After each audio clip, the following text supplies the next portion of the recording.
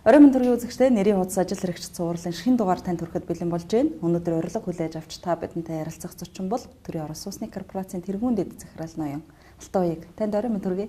За танд бол нийт телевиз үзэгчдээ бас энэ оройн мэндийг хүргэе. Тэгэхээр ойрд ажил их үү? Ер нь Монгол орн маань өөрөө бас нэг байгалийн онцлогтой.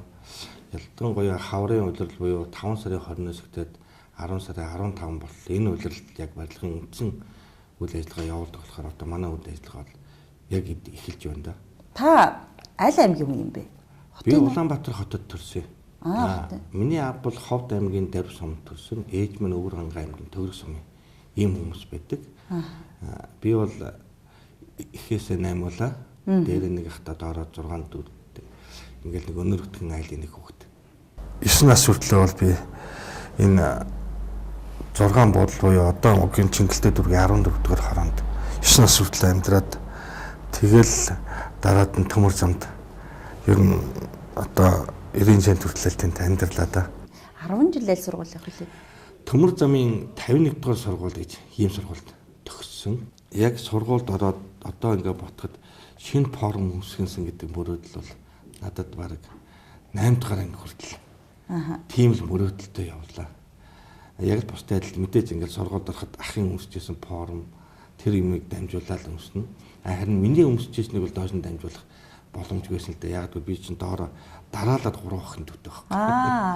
8 дугаар ангиад төгсөөд тэгээд тэр үед одоо барилгын техник мэргэжлийн сургууль гэж байсан. Мэргэжлийн боловсрол олгоод мөн хажуугаар нь 10 дугаар ангийн боловсрол олгодог ийм сургуулиас одоогор бол эмсүүт шүү дээ тийм.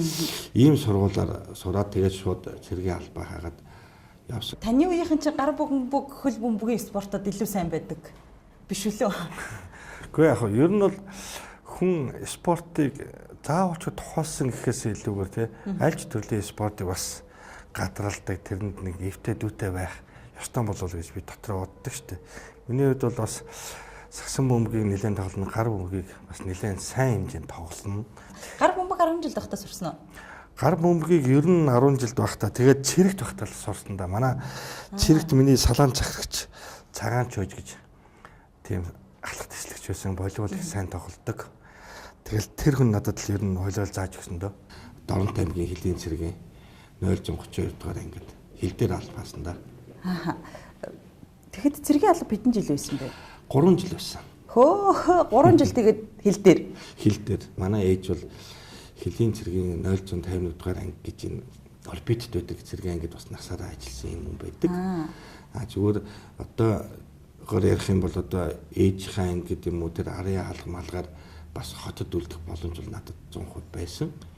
Гэхдээ нэгэн цэрэгч явж байгаа юм чинь бас Монгол улсынхаа хэлийг манах энэ хүсэл эрмэлзэл энэ сонирхол минь өндөр байсан учраас ээжийнхээ үгэнд орлого шууд хил рүү явж ирсэн. За өстө хаавал хаасан шиг хаана гэдэл явсан. За бараг л тэгсэн үг дээ. 3 жилийн алба бол хамгийн зөв хугацаа гэж би дотроо харддаг. Яг хөө цэрэг алба хаасан хүмүүс янз бүрийн юм ярьдаг. Миний хувьд бол яг үнэн гэлэхэд эхний 1 жил бол юу тэр гэр орноо санах манах тийм ойлголт байхгүй шүү дээ. Ястаа нэг тэр үеийн цэргүүдээ ярьдгаар л ястаа нэг носоо хойжулсан цэргэл байдаг шүү дээ. Цэрэгт бол бас ингээд палатканд л намар 11 сар хүртэл амьдрын шүү дээ. Ер нь өглөө босоход ингээд тэр одоо палаткын завсраар чинь салхи шороо цасмаас ингээд ороод ирчихсэн нүүр ам ингээд шороо цас болцсон сайхан утчил байдаг. Цэргээс ирээд шууд одоо хөдөлмөрийн гарагаа бол тэр үеийн төрөл бүрийн барааны импек санхүүжийн нэгдэл гэж юусэн. Одоо манайхны ярьдаг ажилтнуудын барааны нэгдэл гэж ярьдаг. Тэнд анх ачигч буюу гөрөвшгээр ажилд ороод сүүлдээ тэгэл нэрв болол тэгж явж идэл 90 он гараад одоо энэ зах зээлийн эдийн засаг Монгол улс маань шилжсэн тий. Энэ хооронд бас бусдаагаа адилхан тэгэл ганцхан 8-нд явбал хойшоо ингээл ганц өгөөрөл явбал бас бараагаа алдах дээрэмдүүлэхүйдээ дээрэмдүүлээл жоохон ашиг олох үедээ бөөн баяр болол бусдын л энэ замсан замлаар адилхан л явсан да. Санхүү эдийн засгийн коллеж гэж байсан. Одоо санхүү эдийн засгийн дээд сургууль болсон. Тэнд би бизнесийн удирдлага ингээд ороод одоо анхны дээд мэргэжлийн эзэмшиж ийлээ да. Хөвгүүд ээж аим хүүхэд байдаг гэдэг дээ. Ээжтэйг ойр ер нь л их ойр штэ. Манай аав бол ер нь насаараа л одоо Улаанбаатар Төмөр замын барилгаар суусны анги сантехникийн слесэр хийсэн ийм л хүн байдаг. Ээж минь болохоор зэрэг чиргээ ангид бас тоогооч хийсэн. Одоо бол ингээд таныг харахаар зөксөө зайг утсан дуурайд л их ачаалттай ажиллах юм аа. Тэгэхээр гэр бүлдээ хэр зав гаргадаг вэ? Ер нь бол аль болохоор л зав гаргахыг хичээдэг дээ. Тийм ялангуяа амралтын өдрүүдээр бол гэрээсээ гарах сонирхолтой баг. Гэр бүлдээ 2 хүүхэдтэй их нартайгаа тэгээд дээр нь миний аав ээж хоёр одоо амьд сүрэн байгаа. Аав ээж дээр бол байнга очдог. Сайн хүү шүү дээ таа чи. Ер нь бол мэдээж одоо хүний эцэг их нэг л удаа. За яах вэ? За яах штэ. Баг бахтаа бол энэ ч одоо би өөрөө мөнхийн л юм баг байх юм шиг тий. Ээж аав маань мөнхийн юм залуу байх шиг л бодож явлаа. Тэгэл нэг харахад одоо ингээл өөрөө 40 гарцсан аав ээж минь бас нэлээд өндөр насцсан тий. Ингээл бас амьдралын хэв маяг гэдэг бол хүнийг бас аажимдаа нэг юм болгодог юм шиг байна. Аав ээж хаяа утас зөхөж бас зэмлэх үү? Жимдэлгүй явах үү тэгэл. Ер нь нэг 7 хоног очихгүй байхад бол хамгийн дөрөнд ээж л нэгт өдөр заалгаа шүү дээ. Минийхөө яач юу ажилд нь их байна уу юу болж ийн гэл. Ээж залгангууд очиг байгаа мэдээлдэг тэр өрөөнө болж игэл хурдан гүгээд очих юмсан л гэж бодно. Гэтэ яг ажил албатай үед бол бас тэр болгон амжихгүй ажлын цагаар. Анзаараад байхад өөрөөсөө 8 9 хүүхэдтэй айл төрж өссөн хүмүүс өөр аав ээж болохоор арай цөөх хүүхэдтэй болоод энэ үгүй юу? Та хүн бол хэдүүлээ юу? Би хамбал дөрүүлээ. Нэг хүүхдээ нэг байгаа. Та ер нь хэрсэн аав бай? Хүүхдүүдэд зав гаргаж чадж байна уу? За хүүхдүүдтэй ер нь зав гарах тал дээр бол жоохон таархан да. Тий яг үнэхээр би чинь одоо энэ өөрийнхөө энэ ажлаас гадна бас сонгуульт ажлууд байдаг. Улс төрийн ажил албан тушаал байна. Тэрнээс гаднаас 2 төрлийн бус байгууллагын тэргүүний ажлыг эрхэлдэг. Энэ олон ажлыг амжуулахын тулд өглөө хэртээ хэр их тусах вэ? За заримдаа их ядарсан үедээ жоохон оройтохоор нэг 7 10 марав гэж босно да. Тэгээ ерөнхийдөө бол нэг 6:30 гэж л тогтмол босдог.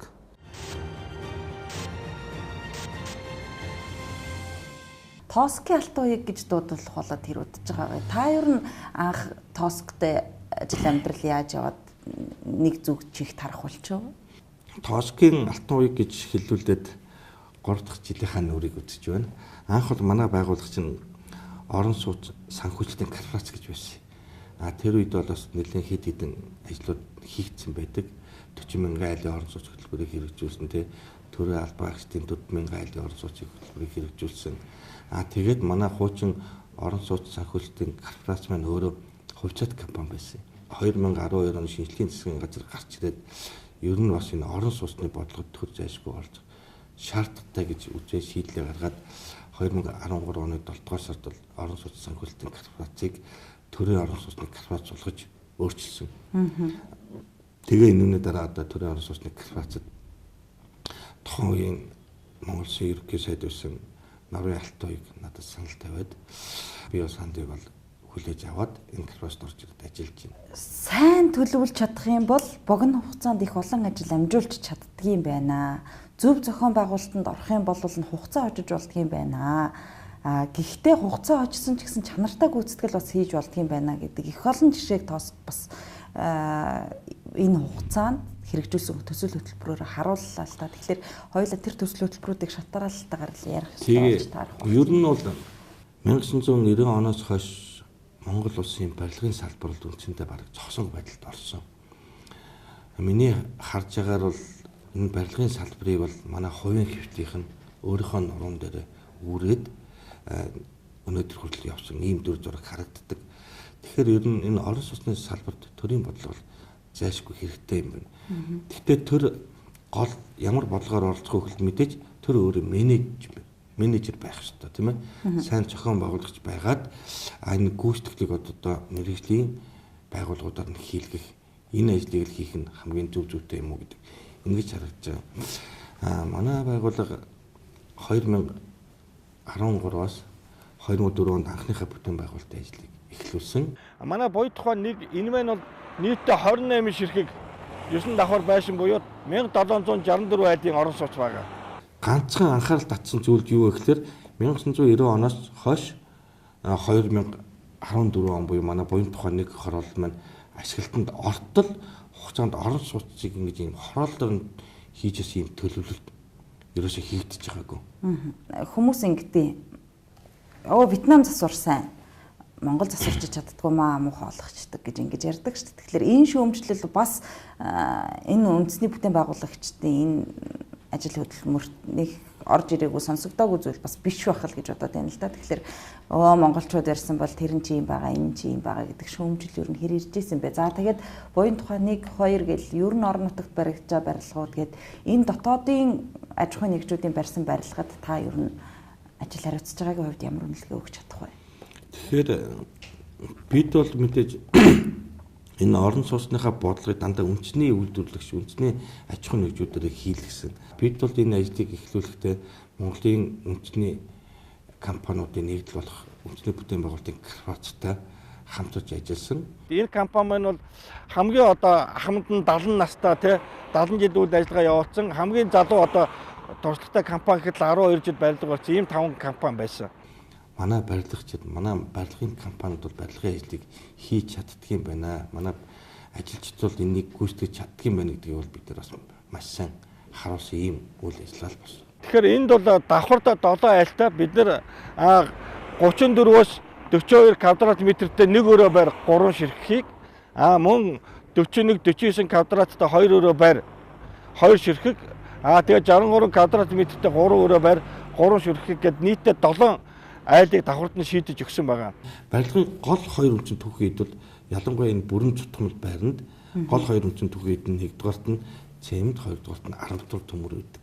Тэгэхээр бол түрүүний хэлдгээр энэ хотын төвд байж байгаа барилга манай барилга 2 бол барилгын үндсэн хийц тэрний хувьд бол ижлэх юм. Орон сууцны үнийг яаж тогтоодог юм бэ? Одоо жишээ нь буян тухай 1 2 хороол аль аль нь зах зээлийн бодит одоо энэ байгаа ханшаас бол аль аль нь их бага тогтлоо шүү дээ. Манай энэ барилгад ямар нэгэн байдлаар далд эдийн засгийн үн байхгүй. Өөрөөр хэлбэл зөвхөн яг бараа материал ажиллах хүчний зардал шингэсэн ийм үн байгаа. Энэ дэр ганцхан зүйлэлд нэмэгдэж орсон. Манай буян тухай 1 хорооллын үн бол ерөөсөө яг өөрийнхөө өртөгдөр суурилж гарч ирсэн. Энэ үн дээр нэмэх нь бид нар Чингис Бондынхаа зээдийн хүүг хувааж суурилж өгсөн. Өөр ямар нэгэн байдлаар далд эдийн засгийн үн уу газрын үн бол манай энэ үнд ороогүй. Чингис Бондын мөнгө чи үр ашиггүй зарцуулчлаа гэдээс хамгийн үр ашигтай хувилбар нь танах ба шүү дээ. Манайх нь мэдж байгаа хөө үнэхээр одоо Чингис Бондын хөрөнгөөр ганц удаа юм хийгээд орхиогүй те энийгээ дахин эргэлтэнд оруулаад дараагийнхаа хорооллоо ихтэй одоо ингээд бас ашиглалтанд өгчөөд явж штэ. Тэгэхээр мэдээж одоо юмыг хий гэвэл сэтгэл байвал хийж болдго юм байна. Тэр дотор энэ орон сууцыг заавчгүй тэгж хүндрүүлэх шаардлагагүйгээр те бас энэ зээл мэлээ зөв зохицуулж аваад иргэдтэй аль болохоор одоо худалдаа авах чадварт нь нийцүүлсэн орон сууцыг нийлүүлэхэд одоо манай байгууллагын гол зорилго штэ. Энэ анхны манай буян тухайны хорооллын орон сууцны 1 м квадратын үн 1,280,000 төгрөг гэдэг энэ үн гарч ирсэн. 2014 онд буян тухай 1 хорооллоо борлуулж яг тэр үед яг ийм хэмжээний барилга бол хамгийн хямдхан сая 800,000 хотын зах руугаа тий хотын төв рүүгээ бол бүр 3 сая 500,000 үнэтэй байсан шүү дээ. Тэгэхээр зэрэг манай энэ хороолт бол иргэд бол үнэхээр одоо яг хамгийн хямдхан тэгээд яг одоо бусад барилгуудтай ижил хэмжээний барилга гэдгээр нь бол маш их таатай хүлээж авсан. Хувийн хвшлийнхэн бол төр орж ирээл хямдхан орон сууц иргэдэд өгөөл ингээд хувийн хвшлийнхээ бизнесийг юм уу амь зогоох боломжийг булаагаад байгаа юм шиг ингэж тайлбарладаг шүү дээ. Би бодоход бол энэ тийм зүйл биш юм. Нэгдүгээрт нь төр зайлшгүй орон сууцны бодлогод оролцож байж өнөөдрийн энэ орон сууцны асуудлыг шийдэхгүй хувийн хвшлэлд ангаараа яваад бол үнэхээр дийлэхгүй юм байна, барахгүй юм байна гэдг нь бол энэ амьдралын 22 жилийн хугацаанд харагдлаа шүү дээ. Хоёрдугаарт нь яг зах зээлд нийлүүлж байгаа орон сууцны тоо хэмжээнд нь харьцуулаад үзэх юм бол манай байгууллагын зах зээлд нийлүүлж байгаа орон сууцны хувь нь нийт барилгын салбарынхаа 2% хүрдэггүй. Өөрөөр хэлбэл 98% нь хувийн хвшлэлтэд явж гин гэсэн үг шүү дээ. Түрүү нөгөө үнийн тухай ярьж байгаа хоёлаа орхисон шүү дээ. Тэгэхээр төрийн орон сууцны корпорацаас ийм хямд боломжийн үн за хямд гэж хэлдэг нэр болохгүй гэж магадгүй бодит үн тогтоосноор бусад хувийн хвшлийн барьсан барилгуудын үн буурч чадсан уу? Дагаад. Ер нь бол энийг миний хувьд үзэхэд бол яг өнөөдөр барилгын зах зээлийн бодит үн тогтцтой гэж харж байгаа. Тэг яг бол яг барилгын бодит үн бол ийм юм аа. Одоо бүрэн цутганд барилга бол яг бодит үнээр ийм байд юм байна. Одоо каркас буюу тэг арамын цутгаад бусдын одоо бусад өрлөгөөр хийдэг ийм барилгын үн бол ийм байд юм байна. тоосгон урлагтай барилгын үн ийм байдаг юм байна гэдэг. Яг барилгын өнөөдрийн зах зээлийн бодит үн хянш бол одоо тогтцсон. Яг энэ нөгөө төслүүдэд байр авах ёстой хүмүүс нь хэр болноор хамрагдаж чадсан бэ? Манай орон сууцнд орох гэж байгаа иргэн маань нэгдүгээр өөрийн өмчтөе орон сууцгүй байх хэрэгтэй. Хоёрдугаарт нь өөрийн өмчтөе орон сууцтай байжгаад худалдаад борлуулсан байх. Энэ шалгуурыг бид нар бас хааж өгсөн. Өөрөөр хэлбэл зөвхөн яг гэр оролд амьдарч байгаа тэр иргэдээ бид нар энэ орон сууцнд оруулах. Энэ дээр бол бид нар нэлээд нарийн сайн шалгаж журам дээр бол энийг нэлээд хатан оруулж өгсөн. Яг тухайн үеийн засгийн газараас гаргасан журмын дагуу бол манай Буян тухай нэгд бол 4 зоригтод бүлгийг хамруулж байсан. Үүний хамгийн нэгдүгээрт нь бол эхлээд бид нар одоо ахандуудаа өгье тийм ээ. Хоёрдугаарт нь бид нар залуу гэрүүдэд дэмжээ. Гуравдугаарт нь болохоор зэрэг хөгжлийн бэрхшээлтэй иргэдэд хамруулъя. Дөрөвд нь төрийн албан агч оруулъя гэдэг. Тэгэхдээ манайхан төрийн албан агч гэхэд яам тамга те төрийн захиргааны байгууллагын хүмүүс гэж хардаг тийм хүмүүсүүд нь хамрагдах нь их өндөр байдаг л да. Тэгэхээр бид нар төрийн албан дотор төрийн үйлчлэгээний алба буюу одоо ерөнхий боловсролын сургуулийн багш ажилчид мөн эмнэлгийн салбарын одоо эмч сувилагч асрагч нар болон цагдаагийн байгууллагын ажилчдыг төрийн албан агчийн квотонд хуваарлаж оруулж өгсөн. Тэгэхээр ер нь бол манай төрийн орон сууцны корпорац яг одоо төрийн орон сууцны корпорац болж үйл ажиллагаа явуулснаас хойш бид нар нийтдээ хөдөө орон нутгаа оруулаад 4500 орон сууцыг барьж ашиглалтанд оруулсан гэдэг. Үүн дотор Улаанбаатар хотод орж байгаа энэ орон сууцнд бол бид нар таны асуудал яг энэ яндаг цөөлөх бодлогыг бол барьсан. Магадгүй хүүг 5% болгох боломж яригдаж эхэлсэнтэй зэрэгцээд урьдчилгааг багасгах юм уу? Ийм боломж ер нь хэр байдаг юм бэ? Яг ажил хариуцж байгаа юм. Иймэрхүү боломжууд бол зарчмын үед бол 100% байх. Мэдээж орон сууцны бодлогыг хэрэгжүүлэхэд бидний төрийн нээлттэй төрийн оролцоо маш чухал юм аа. Үүний нэг нь одоо ингээд төр өөрө бодлого ягаас гадна энэ санхүүгийн зах зээл дээрх төрийн оролцоо маш чухал. Үүний хамгийн тод жишээл одоо энэ иргэдийн моргжийн 8% зээл байлаа шүү дээ. Энэ зээл бол одоо ямар ч тийм улс төргүй ямар ч тэ гадны нөлөөгөөр яг эзэндээ хүрч чадсан хамгийн зөв шийдэл юу байсан бэ гэж асуувал би энэ 8% моргжийн зээл байсан гэдгийг онцож хэлхийг хүсдэг. 16 байсан баха бүр. Бүр анх бол энэ чинь 16, 18, 21% хүртэл байсан шүү дээ. Энэ хороолтыг шийдэхэд техникийн талаас нь бас хоёр үндсэн хүндрэлтэй асуудлууд тулгарч ирсэн. Үүнийх нь нэгдүгээрт нь гадны инженерийн шугам шилжээний асуудал нэлээд хүнд байсан. Хоёрдугаарт нь энэ нисгэд байсан цэвэрлэх байгууламжууд манай энэ хороолтыг хүлээж авах ямар ч техникийн боломжгүй болцсон байсан. Энэ орон сууцыг барихад зайлшгүй инженерийн шугам шилжээний шийдлүүд нь дагаж явж байдаг. Бид нэр энэ Буян тухайн нэг хорооллын 1760-д 4 айлхын орон сууцыг төлөвлөхдөө энэ инженерийн шугам шилжээний шийтийг бол энэ хонглын системээр хийж өгсөн байгаа. Энэ маань үндсэндээ бол нэг 630 м урт хонглын систем байгаа. Энэ маань Монгол улсын барилгын салбарт бол одоо анх удаа хийгдсэн ийм систем байгаа. Өнөөдөр ингээд бид нар хардаг ч бусад орон сууцны хороол ингээд харж байхад ямар нэгэн байдлаар инженерийн шугам шилжээн эвдэрэхэд нэг зам ухаа сэтлээд тэ ингээд эргээд тэрийгээ бас бусад дэд бүтцээс үүдэгдэг. Ингээд идэг юм байдаг бол манай Буян тухай дээр ийм асуудал үүсэхгүй. Барилгаас хуурайд тавихтаа зэрэгцүүлээд хонглынхаа системийн шийдийг бол давхар хийгээд явсан. Одоо бол та бүхэнд харагдж байгаа бох те манай цэвэр ус хүүтэн ус халуун ус тэгээд дулааны шугам маань энэгээр эрх буцахтаа ингээд 5 шугам маань явж идэг. Энэ нь өөрөө 200 м дотондоо бас ингээд засвар үйлчлэг хийх цэгүүд нь тавигдсан. Энэ хороолтод зориулаад хоногт одоо 2000 куб/м бохир цэвэрлэх тийм хүчин чадалтай Турк улсын цэвэрлэх байгууламжийг барьсан. Энэ байгууламж маань бол харахад авсаархан хоёрдугаартад бохироо цэвэрлэхдээ бол 92-оос 98% цэвэрлэж гаргадаг ийм байгууламжийг барьж ашиглалтанд оруулсан. Одоо энэ хавийн иргэд бол ямар нэгэн байдлаар бохир гэдэг тийм үнэр танарын асуудал байхгүй. Зүгээр яг хөө салхиныхаа чиглэлээс бол манай хуучин цэвэрлэх байгууламжийн үнэр бол хаяа наашгаа орж ирдэг. Яг шинэ цэвэрлэх байгууламж дээр бол тийм зүйл байхгүй байна. Буян тухай 2 хороол гэд тэгэхээр хичнээн айлын сууц төлөвлөгдөж одоо яг хичнээн ашиглалтанд орчод байгаа бай. Тэгэхээр манай Буян тухай 2 хороол маань бол яг энэ хавьд бол 28 га газар дээр төлөвлөгдсөн. 2 үндсэн хэсгээс бүрдэж байгаа. Буянтхай 2-ын нэг хороолт маань болохоор зэрэг нэг орчиндоо 54 байлтай. 48 ширхэг барилга байгаа. Үүнийх нь бид нэр эхний 30 барилга буюу 1620 айлыг өнгөрсөн оны 12 дугаар сард улсын комиссд хүлээлгэж өгсөн байна. Буянтхай нэг хороол маань ашиглалтанд ороод эндээс орчсон борлуулалтын орлогоороо бид нар Буянтхай 2 хороолтын орон зайсны төлөвлөлтөд эхлүүлээд өнгөрсөн оны 12 сард эхний 30 барилга буюу 1620 айлын барилгыг ашиглалтанд хүлээлгэж өгчөөд ингээ явж байна. Квадрат метр нь бага байсан ч хамаагүй ер нь 2 өрөө байр авах сонирхол бол өндөр байсан.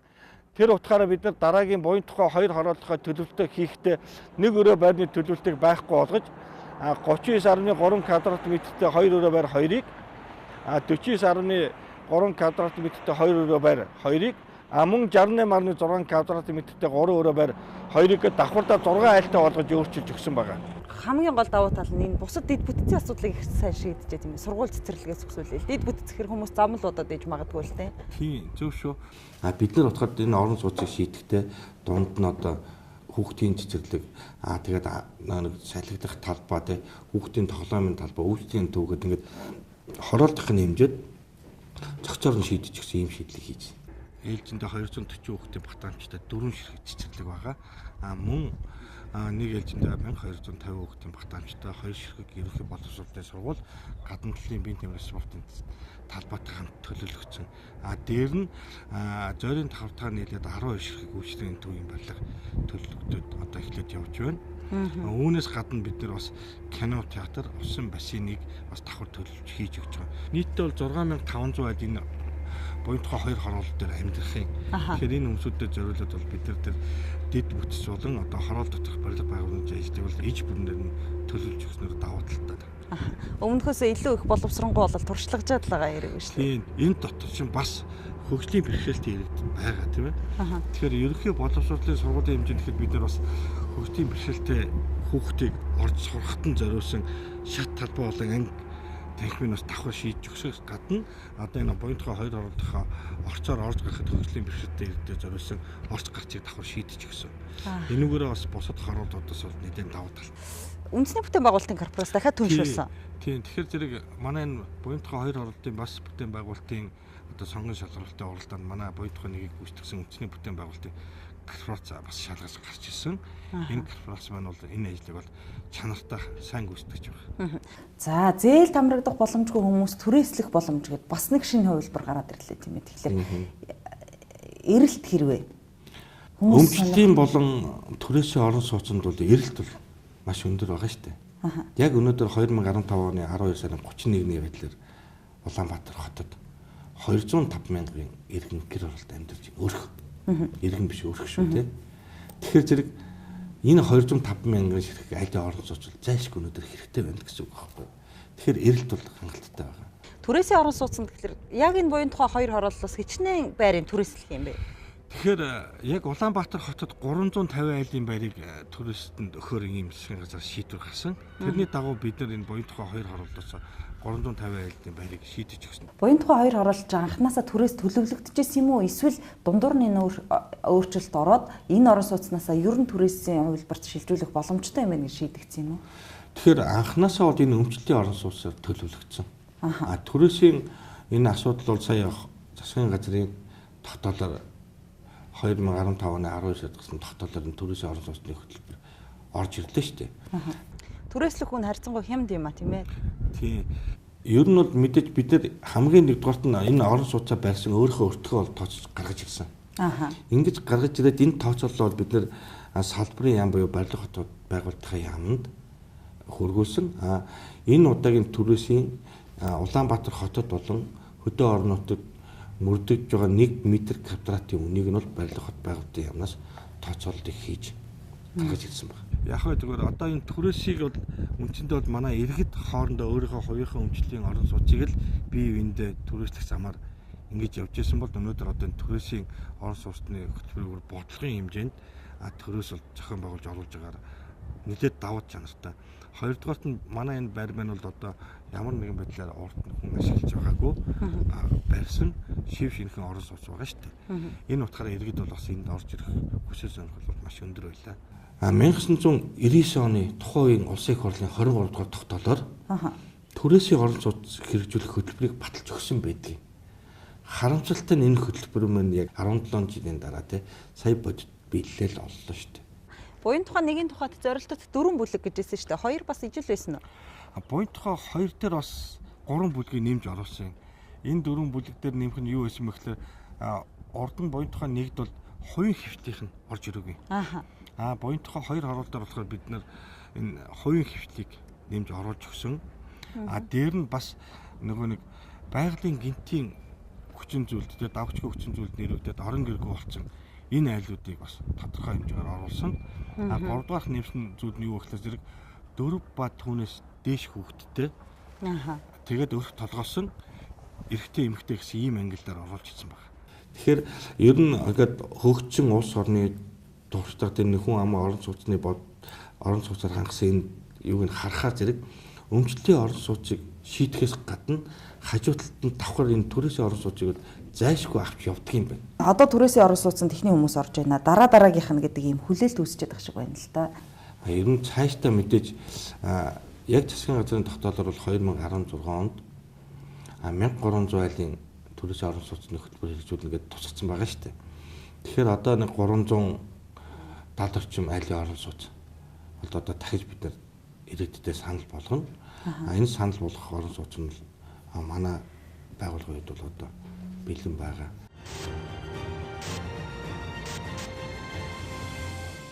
Орон нутагт 1000 айлын орон сууц ч юм уу, ер нь аймгийн төвүүдийн хөгжлийн асуудал бас эргэл танахтай холбогдож таарж ах шиг байна л да. Аймаг үрт 1000 айлын орон сууц хөтөлбөрийн хүрээнд нийтдээ 7 аймгийн 8 байршил дээр 1000 айлын орон сууцны хөтөлбөрөөр эхлүүлсэн. Орон нутаг гэхээр л бодоод энэ л да сум. За аймгийн төвүүд бол харьцангуй гайгүй. Тэгтэл өндөр байшинтай сум гэдэг бол тун саяхны хүртэл их ховор байсан да. 2 давхар захиргааны барилгатай байх тохиолдол түгээмэл. Тэрнээс ч тэгэл нэлтэл гэрээ орол байсан шүү дээ. Тэгэхээр орон нутгийн иргэд ер нь хэрэгжүүлж байгаа энэ төсөл хөтөлбөр юм уу, зээлэн тамрагдаад өмчлөх боломж, түрээслэх боломжийг аль алийг нь яаж хүлээж авч байгаа вэ? Тэгэхээр орон нутагд бол өмчлөлийн байрыг бол бас иргэд маш их хүлээж авч байгаа. Давхар түрээсийн байраа ч гэсэн бас нэлээдгүй сонирхож байна. Тэгээ ер нь яагаад ингээд манай байгууллага төрийн бодлогоор ингээд хөдөө орон нутагт ингээд барьдаг бариад байгаа. Тэнд одоо тэгээ шаардлага байгаа мó гэсэн асуултыг бас хүмүүс маш их тавьдаг. Тэгэхээр энэ нэг зүйлийг л тодруулаад хэлчихийг хүсэж байгаа. Юу гэхээр Монгол улсын иргэн Монгол улсынхаа аль өнцөг боломж байсан те өөрийнхөө хэрэгцээг хагасан ийм орон сууцнд амьдрах боломжоор нь хангаж өгөх гэж бид нэр зорж байгаа те. Үүний одоо тод эзэлэлт нь бол тэр аймаг үрт баригдах 1000 айлын орон сууц хөтөлбөр багхгүй. Хоёрдугаарт нь мэдээж аймагуудын төвүүдээр бол бас орон сууцууд одоо хувийн хвшил босд газрууд ингээд бариад явсан байна. Манайх жишээ нь Увс аймгийн хувьд бол анх удаа лифттэй 7 давхар байшин тавьж өгсөн. Увс аймгийн Улаангом хотод нь бол одоо анхны шийдэл нь манай шийдэл байгаа шүү дээ. Иргэд бол тэр бол маш их талархаж хүлээж авсан. Өөрөөр хэлбэл энэ хугацаанд жишээ нь Увс аймагт бол лифттэй байсан байгаагүй л гэсэн үг. Нөгөө талд нь бид нар бас адилхан Сэлэнг аймгийн Мандал сумд одоо буян тухай нэг хороолтынхаа 2 ширхэг орон сууцыг тавьсан. Мандал сум маань бол баг аймгийн төвөөс илүү хүн амтан байна лээ. Тэгэхээр тэнд ингээд гаргаж ирээд яхад бол иргэд бол маш таатай хүлээж авч илээ. Тэгээ сая таны ярианд донд өөрсдөө жилийн 8% хөтөлдөг юм байна. Тэгсэн мөртлөнгөөс иргэдэд борлуулж байгаа ялангуяа орон нутагт байгаа орон сууцнууд их ч юм уу жилийн 5% болох ч ёо гэхээр энэ их зөрөгтэй болох юм уу? Гэхдээ тэгэхээр мэдээж энэ маань өөрөө төрөөс иргэдтэй ингээд үзүүлэх ёстой зайлшгүй л нэг алхмын нэг. Манай байгууллагын гол зорилго нь юу юм бэ гэхээр бид бол төрөөс иргэдэд тийм үү орчин үеийн чанар стандартын шаардлага хангацсан тийм ийм эрүүл аюулгүй орон сууцаар хангах төрийн бодлогыг л бид нэр хэрэгжүүлдэг ийм байгууллага. Тэр утгаараа бас иргэдэд энэ орон сууцыг бол хамгийн хямдхан үнээр нийлүүлдэг. Энэ шин суурьшлийн бүс гэдэг утгаараа нөгөө 5% зээл хэрэгжих боломж байдаг юм. Тэгэхээр юу л да засгийн газраас сая баталсан энэ орон сууцны хөнгөлөлтөд зээлэнд манай буян тухай 2 харуулт маань орсон. Цаашлаад одоо манай буян корпорацийн барьж байгаа энэ шинэ орон сууцны хорооллууд маань 5% зээдэнд бол бүрэн хамрагдаж явах юм. Төрийн орон сууцны корпорацийн үйл ажиллагаа мэдээж цаашаа үргэлжлэх төлөвлөгөө гарсан байх тийм ээ. Тэгэхээр өөр ямар бүтээн байгуулалтууд хаана хийгдэх бол 12 давхар 60 ширхэг 3600 айлын орон сууцны хорооллоход төлөлтэй ажил ерөнхийд нь эхэлсэн. Хөрөнгө оруулагч компани маань манайхтай бол одоо энэ ажлыг гүйцэтгэх асуудал дээр гэрээгээ байгуулчихад ингээ явж байна. Үүнээс гадна бид нэр бас Сүхбаатар дүүргийн 7 дугаар хороол буюу 100 айл орчим гэж байдаг шүү дээ тийм. Тэнд бид нэр бас дахин төлөлтөнд нийтдээ 14 мянган айлын орон сууцны дахин төлөлтөнд хамрагдсан байгаа. Үүнээс гадна манай одоо энэ төрийн орон сууцны корпорацийн мэдлэлд байдаг энэ Морингийн даваа гэдэг энэ биокарматын анхаалттай байгаа. Тэнд 50 га газар байгаа. Энэ 50 га дээр болохоор зэрэг бид нэр арай ондоо шийдээр төлөвлөлт хийж ингэж зорж байгаа.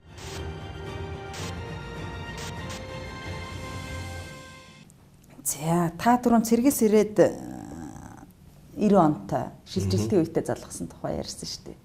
Тэр үед тэр хөдөлгөөнийг гэдэг юм уу тухайн үед үүсчихсэн нөхцөл байдлыг ер нь яаж хүлээж авч ирсэн бэ?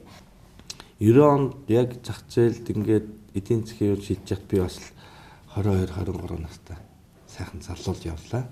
Мэдээж нийгмийн тэр чигээр өөрчлөлтөнд орж байгаа юм чинь тэр нь одоо зайлшгүй тасн зогцох. Ийм шаардлага бол тэр үеийн хүн болгонд л үүсэж байсан. Зүгээр яг хүүхэд байхасаа бас надад ийм мэдрэмж айгүй өндөр байсан болоо гэж би одоо ойлгодог шүү дээ. Тэгэхээр юу гэхээр зэрэг 3 дүү нэг охин байдаг гэдэг. Тэд нар яг ингээд миний доотлын ангид байдаг. Тэгээд тэд нар заримд ингээд хичээлдээ явахгүй. Яагаад явахгүй бол наагийн ах чинь анги гэсээд ангийн хүүхдүүд шоолоод байх гэдэг. Яагаад хэвчтэй байсан гэдэг нэг тэр чинь өөр социализмын хүмүүжил гэж нэг айхтар үжил суртал гэж нэг амар юм байлээ шүү дээ. Тэрүүгээр яагаад ингээд энэ дээр ингээд нэг ийм төвтөр шиг ийм цаатан дээр ингээд уяа уяад ингээд зүгэлдэж чинь гэмт хэрэгтэй юм уу хаашаа.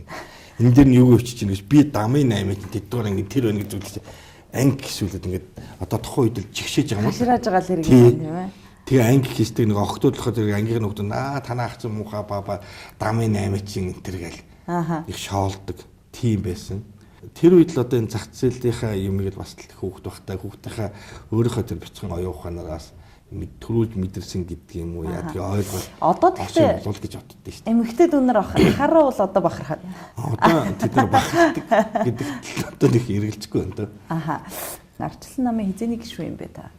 Гэхдээ яг хөө би чинь 1990 оны анхны Монголын арчсан холбоо гэж анхны байгуулга байсан шүү дээ. 4 холбоо байсан. Тэрний арчсан холбооны бас анхны гишүүдийн нэг. Аха.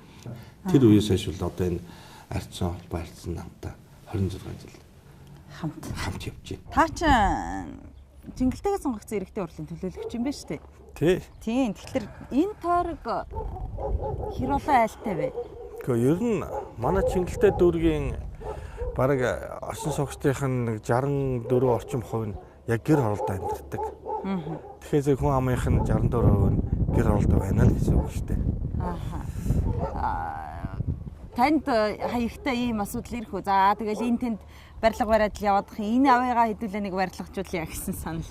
Мэдээж айл болгоныг тогтоод тухтай байлгах гэж хэлж байна. Тийм санал бол ирлэхөө яах вэ? Ер нь бол иргэдийн хурлын төлөөлөгч гэдгээр манай иргэд бол бас маш их хүсэлтүүд тавьдаг. Зүгээр яг одоо энэ дүүргийн хувьд болохоор зэрэг томоохон бүтээн байгуулалтын ажлууд буюу одоо зам талбай, энэ сургууль, цэцэрлэг тий иймэрхүү хөрөнгө шаардсан ажлууд бол дүүргийн төсвүүд угаасаа байдгүй. Энийг болохоор зэрэг улсын болон нийслэлийн төсвийн хөрөнгөөр хийдэг байхгүй. Тэгэхээр манай нийслэлийн иргэдийн хуралд байгаа төлөөлөгч нар маань энэ дүүрэгд одоо бас энэ зам талбай, сургууль, цэцэрлэг тий энэ дүүргийнхаа иргэдийн ая тухтай амьдрах гол нөлөө үзүүлж байгаа энэ юм дээр нь бол нэлээд том шийдлүүдийг хийгээд ажиллаж байгаа. Хотод шийдэж чадахгүй нэг асуудал бол энэ гэр оролт тулгамдж байгаа асуудлууд байх шиг байна тийм ээ. Тэгэхээр 2012 онд бас манай нийслэлийн ардчилсан нам энэ хотын хөгжилтэй энэ холбоотойгоор нэлээд том мөрийн хөтөлбөрийг тавьсан. Энэ мөрийн хөтөлбөр бол бас нэлээд амжилттай хэрэгжсэн. Тэгтээ мэдээж хот бүхэлдээ одоо ингээд сайхан болцсон уу гэж бас үгүй байна шүү дээ. Ягаад тэгэхээр энэ эдийн засгийн хөгжил энэ юм чинь нэг өргөс авч байгаа юм шиг шууд нэг амьсгаад ингээд хийдэг зүйл бас биш юм аа. Гэхдээ манай ялангуяа нийслэлчүүд минь харж байгаа одоогоос яг 4 жилийн өмнө Улаанбаатар хот яг ямар байсан юм? Өнөөдөр ямар байгаа гэдгийг бол бас ялгааг нь маш сайн харж мэдэрч байгаа гэж ингэж бодож байна. Тэгэхээр манай байгууллагууд бол төрөөс энэ иргэдийн орон сууцаар хангах бодлогыг хангахдаа зайлшгүй бид нар нийслэлийн засаг даргын тамгын газар нийслэлийн засаг даргын энэ бодлоготой уялдуулж энэ бүх юм цогцороод шийдэгдэх юм учиртай. Гэр хорооллын хувьд манай нийслэлийн засаг даргын хэрэгжүүлсэн хамгийн зөв хөтөлбөрийн нэг нь бол гэр хорооллын дахин төлөвлөлт. Зөвхөн энэ төлөвлөлтийн ажиллагаанууд бас дүүрэг болгон дээр харилцан адилгүй хэрэгжлээ. Гэхдээ ингээд хараад байхад бас юу гэхээр манай гэр хорооллын дахин төлөвлөлтөнд орж байгаа иргэд маань энэ үйл ажиллагааг дэмжих тал дээр зарим нэг газар жоохон хүндрэлтэй асуудал байгаа мó гэж ингэж хараад байгаа. Жишээлбэл ийм уулзрахын нутаг доогор нь бол өндөр барилгууд барьж болоод уулзраа өксөх тусмаа одоо нэг барилгаа шатлсан маягаар тий доороос нь 6 давхар дээштэй нэг 4 тэгээд ингээд нэлээ өндөрлөх газар бол 2 давхар тэгээ хаусууд нь гих мэт ийм төлөвлөлт хийхээс гадна яг энэ хүмүүс хашаан дотор энэ өөрийн хувийн эзэмшлийн байшин эдгээр барьсан байгаа энэ айлууд руугаа шугам шүлжээг нь оруулж өгөх тий эдгээр нь өөртөө шугам шүлжээг холбоод тэгээд тэрхүү орчиндөө ингээд өөрсдийн тогтвортой амьдрах орчныг бас бүрдүүлэх боломжууд бол нэлээд өндөр байгаа. Гэр хорооллын дахин төлөвлөхээр гэр хорооллоо бүгдийг ингэж нураач хаяал орон сууц барих гэдэг зүйл бас биш. Тэнд нь одоо инженерийн шугам шүлжээг нь аваачаад өөрийнх нь өмчлөлийн газар дээр нь тий илүү одоо энэ орчин үеийн чанар стандарт нийцсэн хувийнхан тэр орон сууцаа барих тэр нөхцөлийг хангаж өгөх. Нэг талд нь нөгөө талд нь мэдээж тэр чөлөөлөгч газар дээр нь одоо иргэд минь олноороо амьдрах боломжтой буюу одоо манайхаар апартмент гэж ярьдаг шүү дээ. Ийм орон сууцыг барьж төлөвлөж явах. Энэ бодлогыг бол гаргаж хэрэгжүүлсэн нь маш зөв. Сүүлийн үед бол одоо энэ барилгын салбарт бас нэлээд төвшөлттэй технологиуд орж ирсэн. Одоо яг тухайн хороол тэрүүх хэсэгт нь инженерийн шугам шүлжээ цэвэр бохир усын тэнд нь шийдчихдэг тий. Бүр хороолтынхоо орон сууцны дотроо бохир цэвэрлэх байгууламжийг тавьдаг ийм технологи бас нэвтэрсэн байгаа шүү дээ. Тэгэхээр иймэрхүү технологиг оруулж ирж энэ гэр хороолтоо газар дээр нь орон сууц хамгийн гол нь энд байгаа энэ олон утаа үйлдвэрлэж байгаа энэ усуудыг л одоо утаа үйлдвэрлэдэг. Гэхдээ энэ орчинд нь өөрт нь ая тухта энэ орчныг бүрдүүлэхэд гол одоо энэ ажлын юм гол мөн чанар оршоод яваад байгаа. Таны үүдийг сахиад заалтаа уйга чи одоо ажил хариуцж байгаагийнх гэр хороолт нэг ийм хийчмээр байна ч гэдэг юм уу? Эсвэл манай дүүрэгт манай хороонд нэг ийм хідэн санаачлаг гараад байна. Энийг нэг ажил хэрэг болгоч гэж таны үүд сахидаг хүн ер нь мэрсээр гарах уу? Мэрсэр бишээ наадах чинь байнга биш үү? Тийм үү? Тий. Ялангуяа манай гэр хороолт амьдарч байгаа иргэд бол одоо нэг манай байгууллага хэрэгжүүлсэн буян тухай хоёр хороол тий. Дээр нь саяны төрөөсөө орж сурсны хөтөлбөрийг хараад яг энэ байгууллага энийг аваад явах боломжтой юм байна. Энэ байгууллагад хандах нь бид нар одоо бас тий энэ гэр хороолтын нөхцөлөөр салах боломжинд хамгийн ойрхон газар нь энэ байна гэдэг үүдээс бол маш их хүмүүс ирж уулздаг. Гэрийн орвол аюулгүй байдал талаас жоохон төвөгтэй юм а тийм үү? Тийм ээ энэ олон гудамж, энэ олон хашаанууд дээр чинь бүгдэнд нь камер хяналтын систем суулгана бол маш хүндрэлтэй. Техникийн шийдвэрийн хувьд ч тэр үйл ажиллагааны зардал, материал техникийн зардлын хувьд ч тэр. Гэхдээ яг гол гудамжуудаа бол хяналтын камерууд бол гэр хороолтоо байгаа. Дээр нь мэдээж одоо гудамжны гэрэлтүүлгүүд байгаа. Энд амьдарч байгаа айлуудаас орон сууцтай болох юм уу, хөтөлбөрт хамрагдах, буян тухай орё гэдэг юм уу, ийм хүсэлтэй иргэдийн тоо хэр бол за тэгээ тийм боломж бол нээлттэй. Ер нь бол одоо манай байгууллагаас хэрэгжүүлж байгаа энэ төсөл хөтөлбөрт чинь Улаанбаатар хотын аль ч өнцөг болон бүрд амьдарч байгаа иргэд хамрагдах тэр боломж нөхс нь бол бүр нээлттэй байгаа. Зүгээр одоо манай байгууллагын хийж байгаа ажилтай холбогдоод үнэхээр одоо ийм гэр хороолт амьдарч байгаа ийм аюултай нөхцөл тийм ээ. Энд чинь одоо хүүхд багчууд тоглох талбай тий сайлгах талбайгаас ахгуулаад хүний наад захын аюулгүй амьдрах орчин бол гэр хороолтын хувьд бол маш хүнд байгаа шүү дээ. Эндээс нэг өрхийг ч гэсэн гаргаад тэр аюулгүй орчинд нь аваачих нь одоо бидний ажлын бас нэг гол чухал юм.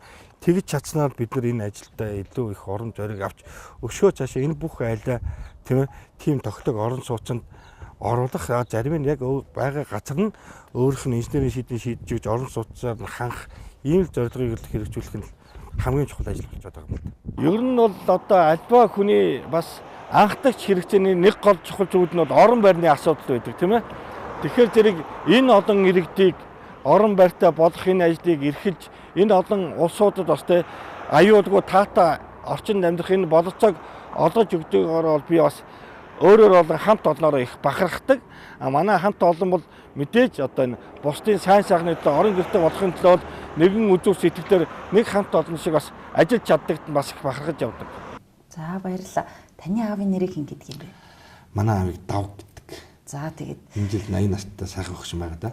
давгийн алтан уяг гэж биш, тоосгийн алтан уяг гэж ажиллаараа өгүүлдэг, ажиллаараа нэрийн хуудас хийдэг байна гэдэг бол энэ амжилт гаргаж байгаагийн энэ таны хариуцж байгаа ажил урагштай байгаагийн нэг ийм илэрхийллээ гэж бодож байна. Дуутах нэрийг эцэг өгдөг, дуурсагдах нэрийг ард түмэн хайрладаг гэдэг чтэй. Миний хувьд бол мэдээж одоо өөрийнхөө давгийн алтан уягаар ингээд хүүхэд наснаас овогдуулаад явсан. Тэрнээс хойш бас давхар хажууд нь бас нэлээд хэдэн юу зүйлсэн. Нэг хэсэг бол намайг арслын алтан уяг гэдэг байсан. 90-ад оны ихээр нөгөө арслын алтан уяг чинь тэгээд манай хамт олон. Дараад нь нийгмийн даатгалын салбарт ажиллаж байхад нийгмийн даатгалын алтан уяг гэдэг байсан. Яг улс төрийн хөрөнд бол намайг давгийн алтан уяг, давгаа гэдэг чтэй. Ягаад тэгэхээр манай намд бол бас маш сайн улс төрч Норвегийн алтан уяг гэж хүн байдаг. Тэгэхээр бид хоёрыг ялахын тулд манай улс төрийнх нь манай намынх нь ер нь намайг давгаа гэж дуудах нь нэлээ элбэг байдаг.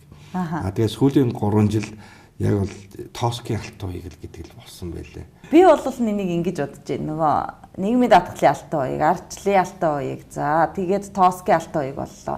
Хариуцж байгаа салбар болгондоо чин сэтгэлээсээ ажиллаж чадсны чинь илэрхийлэл үр дүн баха гэж ингэж бодож байна. За магадгүй цаашаа даалгасан аль ч ажилд яг ингэж тухайн ажлаараа овоглож нэрийн хуудас хийж явах хариуцлагатай ирэх мэ гэж ингэж ойлголоо. Тантай танилцахад сайхан байлаа. Урилга хүлээж авсанд баярлалаа. Баярлалаа. За баярлалаа.